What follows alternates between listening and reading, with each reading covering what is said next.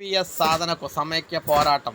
అవును, ఎమ్మెల్సీ మనం చూసుకున్నట్లయితే టీచర్లు, ప్రభుత్వ ఉద్యోగులకు కాంట్రిబ్యూటరీ పెన్షన్ విధానాన్ని రద్దు చేసి పాత పెన్షన్ స్కీమ్ను అమలు చేయాలని టీచర్స్ ఎమ్మెల్సీ పింగళి శ్రీపాల్ రెడ్డి కేంద్ర రాష్ట్ర ప్రభుత్వాలను డిమాండ్ చేశారు.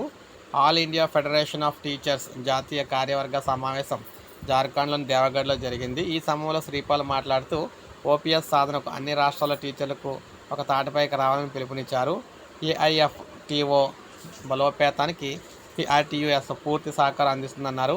ఇప్పటికే తెలంగాణలో టీచర్ల సమస్యల పరిష్కారానికి అన్ని జిల్లాల టీచర్లను సమైక్యం చేస్తున్నామని, శాసన మండలిలోనూ టీచర్ల సమస్యలను లేవనెత్తేందుకు కార్యాచరణ సిద్ధం చేశామన్నారు.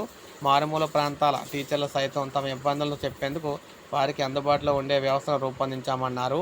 గ్రామీణ ప్రాంత టీచర్లు చిన్న సమస్యలను తీసుకొచ్చిన దాన్ని సీఎం దృష్టికి తీసుకెళ్తున్నట్లు చెప్పారు. ఈ సమావేశంలో అధ్యక్షులు మిగిలిన వారందరూ కూడా పాల్గొన్నారు. మొత్తం మీద చూసుకుంటే తెలంగాణలో ఎట్టి పరిస్థితుల్లో ఉన్న ప్రభుత్వ ఉద్యోగులకు అందరికీ కూడా ఓపీఎస్ సాధన కోసం అయితే అందరూ కూడా సమైక్యంగా పోరాడాలని చెప్పేసి ఈయనైతే శ్రీపాల్ రెడ్డి గారు అయితే తెలియజేశారన్నమాట. సో ఇది మనకి లేటెస్ట్ అప్డేట్. ఒక లైక్ చేయండి, సబ్స్క్రైబ్ చేసుకోండి, మన ఛానల్ సబ్స్క్రైబ్ చేసుకోండి.